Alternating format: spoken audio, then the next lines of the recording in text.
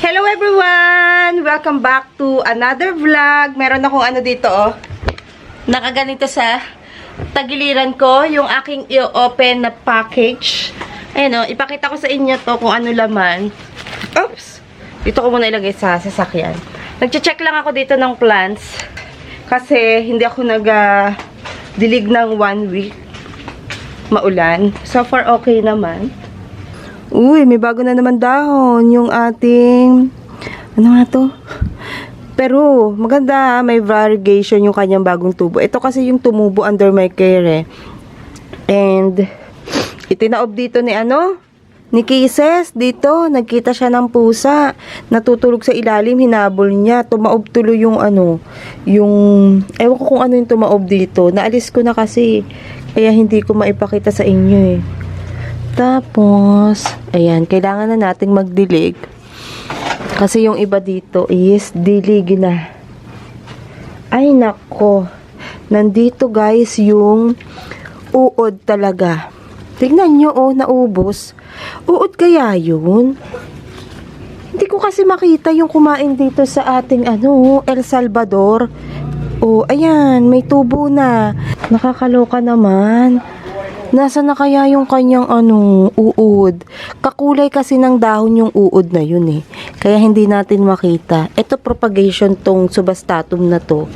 Pero, hindi ko siya naitanim ng paisa-isa. Hinahanap ko yung uod. Wala dito eh. Uod kaya yun? Nakakasura naman. Hindi ko makita. Yun lang naman yung kinain.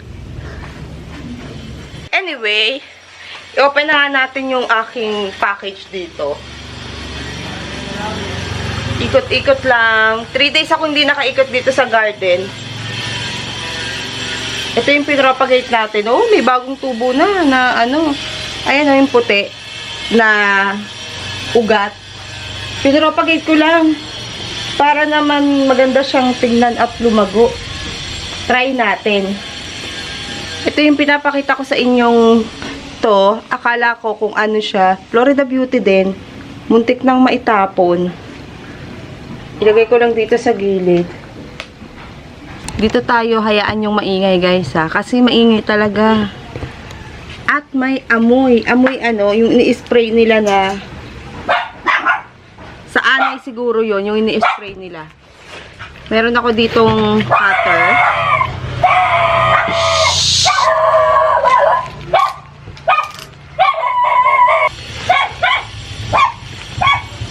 Nagwawala na naman yung dog ko. Nakakaloka yung mga dog ko. Ayaw na ayaw ng may pumapasok dito sa bahay. And, Cotton, di ba na ka na kanina? Cotton! Cotton!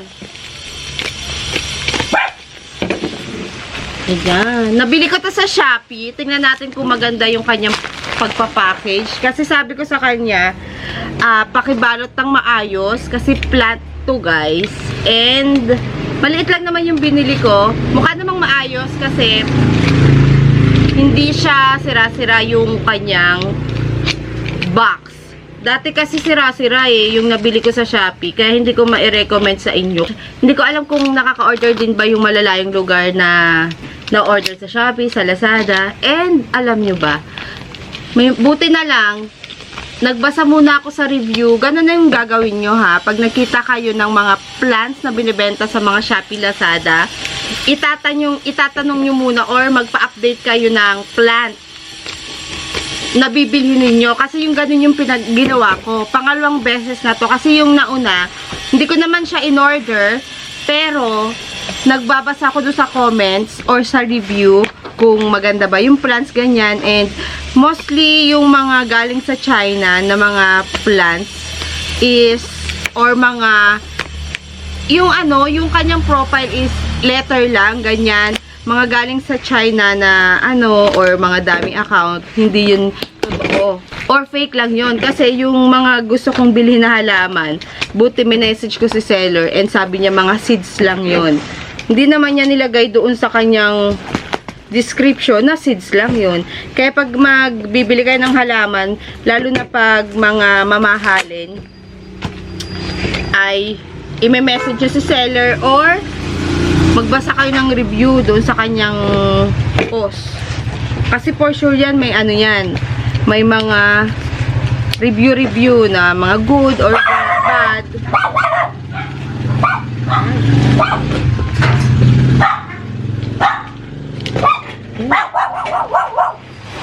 Yung mga alaga ko. Tignan nyo. Ayan. Buti na lang, may mga bulak-bulak dito. Mayroon akong na-mine neto. Hoya to guys ha. Pansinin mo nga muna, Dara.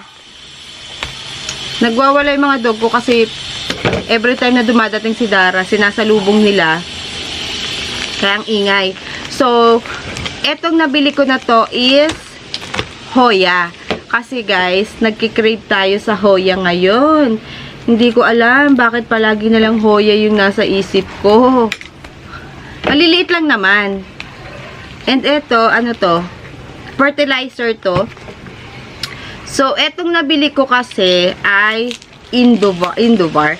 Indonesia or galing sa Indonesia. And, ayun. Ang ganda. Hindi kasi nagsisin yung seller na binilhan ko. Yung nagla-live sa Indonesia ng mga Hoya. Gusto ko kasi yung Hoya ng Indonesia.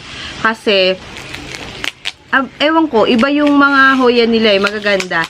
Doon sa Thailand naman, magaganda din, pero medyo pricey. Doon naman sa Indonesia na Hoya, kakaiba. Kakaiba yung kanilang Hoya. So, ito yung una nating inopen. Dalawang klase lang naman to. Ito ay si Sigillatis Round Leaf Indonesia. Or galing siya sa Indonesia. Yung isa kasi, si Thailand, nandito sa gilid ko. Ang kanyang dahon is ang ingay. Kaya tinatamad tayo mag-vlog, maingay, maghapon.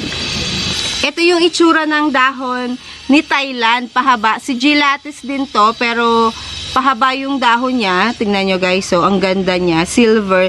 And pag medyo ano siya, medyo stress, namumula yung dahon niya. Pero kasi hindi ko siya gaanong ini-stress, baka kasi mabigla. And dun sa pwesto niya, wala namang gaanong araw or naka-bright light lang siya. Indirect light. Ayan o. Ang ganda niya. Mahaba na yan. And meron na siyang flowers. Napicturean ko na to guys. Sa may flowers. Yung kanyang flowers ay paano na. Ayan. Walang amoy. Ayan o yung flower niya. 4 na peraso na siya. Ilang araw na rin kasi yan na may flower. Yung kay Thailand kasi matigas siya na parang plastic. Tapos eto naman is matigas din siya na parang may balahi-balahibo dito sa kanyang dahon. Ayan ang gusto kong paramihin. Ito naman tayo sa Las Hoya. Wala pa ako neto. Ayan. Actually, hindi rin natin may iwasan na may mga malalaglag talagang lupa eh. At least, may nakapasok or may nakalagay dito sa ibabaw. Yung kasing ibang na-orderan ko, magtataka kayo kung bakit. Maraming nagtatanong sa inyo kung saan ako bumibili ng Hoya. Hindi ko na i-recommend sa inyo kasi baka mamaya, ganun din yung mangyari. Yung meron kasi akong na-orderan ng Hoyas, iba-iba siyang seller. Kaya lang yung tatlo doon, na ano yung, hindi maganda yung pagkakapak. Natatapon. Walang nakalagay na papel dito sa ibabaw. Kaya hindi ako makapag-recommend sa inyo. Ito, kung gusto nyong malaman yung seller ng neto sa Shopee, ilalagay ko dito yung pangalan niya sa Shopee. Kasi okay naman. So far, okay naman yung kanyang packaging. May nalaglag lang konting lupa, pero hindi naman nasira yung halaman. Yun kasing importante. Huwag masira yung dahon ng halaman. Kasi sa Hoya ang mamahal, diba? So, eto namang isa na isi-share ko rin sa inyo ay si Hoya Tangamus or species Tangamus ba yun? Or Tangamus, hindi ko alam. Kasi dun sa kanyang sa kanyang picture, wala pa siya, itong 2 leaves na to. Kaya sabi ko po, pwede bang magpa-update nung yung updated na photo nila ngayon. So, pinakita niya sa akin, ito yung binigay niya. Or, ito rin yata yung in-order ko, nagkaroon lang ng dalawa. So, ito yung itsura ng ating pangalawang Hoya, si SP Tangamus or Tangamus. Ayan, malaki yung dahon niya. And ito sa akin, maliit pa siya. Mga ano pa lang to, siguro mga 5 inches pa lang tong isang dahon na to. Pero lumalaki ng ganyan yung dahon niya. Tapos, ano siya, nagiging reddish yung color niya pag stress. Ito medyo stress na to eh. Ayan o. SP Tangamus. Yan, isa rin to sa gusto ko. At saka dito nga kay Sigillati Silver Round Leaf ang tawag nila dito. Maganda rin to pag ano ba tawag dito? Pag makapal, nagva-violet yung color niya or reddish, maroon. Yun kasi nakita ko sa live selling. Buti na lang, meron akong nakitaan nito sa Shopee na nagtitinda ng budget meal or padalwa, 3 dahon lang. Kasi yung gusto ko sa mga Hoya, ako yung magpapalago or magpapadami. Hanggat maaari, ayokong bumili nung makakapal. Ito namang isang binili ko na to, is no choice ako kasi binibenta siya ng ganito na makapal talaga. And yun yung unang-una kong nakita. Ito kasing ngayon, mga lately na binibili ko is maliliit yung aking binibili dahil mahal talaga ang Hoya. Karamihan ng Hoya mahal. Meron pa rin pala akong binili na Hoya, 2 piraso. Bukas siguro siya darating. Ano siya? Silver Lady and Insularis ba yun? Yung binili ko, tig 2 dahon lang yun kasi medyo maharlika din yung mga ganun. Kaya, pa ganun-ganun lang yung binibili ko. So, pupunta ako sa labas. Ipapakita ko sa inyo yung nangyayari. Tinatamad tuloy akong magdamo. Ang ingay kasi. Huwag ka na lumabas. Aray, aray, aray, aray. Aray. Pakita ko lang sa inyo yung itsura ng garden. May nagpa-update pala sa inyo nung harapan ng garden. Charan! Hindi na natin makita yung aking mga plants. Tingnan nyo guys yung nangyari sa ating halaman. Oh. Ayan. Tapos gusto ko na siyang tanggalin kasi lumalaki siya. And tingnan nyo, dumapa na. Ayan na yung itsura ng ating garden after ilang buwan na hindi ko siya pinakaalaman. Ayan. Ito, matagal nang wala. Tapos ito, tingnan nyo naman. Mga buhay pa yung mga succulents dito guys ha. Ayan, talagang madamo na lang. Actually, madali yang linisin. Wow, tingnan nyo yung sili ko. My favorite. Ito guys. Oh my God! Tingnan nyo yung ating mga plants ha. And yung ating money tree, 'di ba naputol ko na 'yan? Tingnan niyo kung gaano kalaki na 'yan.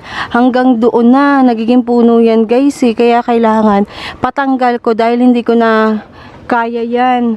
Maano na siya. Dito ko siya pinutol, oh. Tingnan niyo nagdahon. Dito oh pinutol, tapos nagdikit ulit. Ayan ang itsura niya. Tapos yung aking sili, yung paborito kong sili, hindi ko na rin siya dinidiligan kasi ano siya, maulan nga dito sa amin. Ang daming bunga. Oh my God. Ang tawag dito ay siling demonyo daw. Ang pangit ng pangalan, no? Devil's Chili. Tapos etong mga, ayan, lalagyan ko ng lupa kasi naubos na yung ibang lupa. Pansinin nyo yung kanyang dahon, no? Maliliit. Kasi sanay siya sa araw. Maliliit yung dahon niya. Hindi katulad dun sa loob, malalaki yung dahon. And eto, madali lang siyang bunutin pero hindi ako magbubunot ngayon guys kasi aalis daw kami. Masarap siyang bunutin. Oh, yan. Malambot. Hinihintay ko lang na lumabas yung isa para alis na kami. Ayan oh. Ang sarap niyang bunutin oh. Yung mga succulents dito, tignan natin ha. Yan o, ang lalaki na. Itong ating pencil, madali siya mabuhay kahit itusok mo lang. Mabubuhay siya. Magbubuhay na lang ako sa isang maliit na lagayan. Yung mga halaman pala dito na nandito pa din is si Adolphi. Ayan o, ang lalaki na ni Adolphi. Nandyan yan o. Si Adolphi, tingnan nyo, mayosi pa. Titibay na mukha ng mga nagdadaan. Tapos si Firestorm. Ay, Firestorm. Yes, Firestorm. Fire stick. Ito, fire stick, donkey's ear. Ito, walang kamatayang Daily Sunshine, Fred Ives, madami pa din. Ang mga wala lang talaga dito is yung mga Echeverria na yung golden glow. Ayan o, namatay na siya. Nakailang ulan din yun bago namatay or natuluyang mamatay. Mga kalangkowi, yan, buhay na buhay sila dito. Sino pa? Ito guys, oh, yung papatay na nasa loob ng bahay before, ayan na, maganda na rin si Peach Candy. Yan, nabubuhay pala yan ng matagal sa ulanan. Yung ating Purple Delight, ayan siya guys, oh. Nandito pa din siya. Magdadagdag ako ng Purple Delight dito. Tapos, nagsubok lang tayo ng mga Echeverias. Tinignan natin kung mabubuhay, which is, nabuhay sila pero hindi tatagal sa ulan. Yung ating agave doon, eto isa rin to. Matibay siya guys. Yan oh, matibay. Ito. Parang chicharo. Ito ang laki-laki na oh. Yan. Doon sa mga nagtatanong kung pwede bang paulanan yung mga succulents, merong pwede, merong hindi. Karamihan ng Echeverias is yung pa-flower, yung pa-bilog, ay hindi siya pwede. Kasi ito oh, nag-trial tayo. Hindi naman nabuhay. Katagalan. Ayan. May natira naman. Pero mga babies na rin. Mamamatay din to eh. Katagalan. Yun nga lang, dahil puro damo dito, nag-etiolate yung ibang plants. Magtanim tayo ng panibago or dagdag tayo ng mga halaman dito. Yung mga hindi na Echeverias para hindi siya mamamatay. So, hi guys! Gabi na at kakauwi lang namin dito sa bahay from grocery. Nag-grocery ulit ako ng konti and may mga chinek ako sa mall.